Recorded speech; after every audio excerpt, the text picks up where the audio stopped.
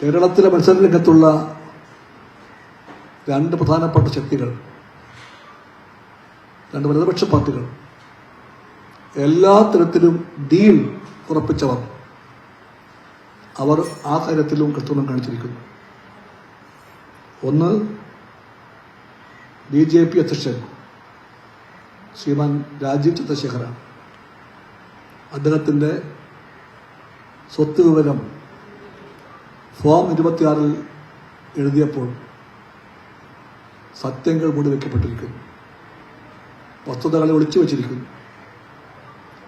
അദ്ദേഹത്തിന്റെ 200 കോടി രൂപ മൂല്യമുള്ള സ്വത്തുക്കളെപ്പറ്റി അതിനകത്ത് മൗനം പാലിച്ചിരിക്കുന്നു. ഒരു ഭാഗത്ത് അദ്ദേഹമാണ് BJP പ്രസിഡന്റ്, അവരാണ് ഡീലിന്റെ ഒരു ഭാഗത്തുള്ളവർ. മറുഭാഗത്തുള്ളതാരാ?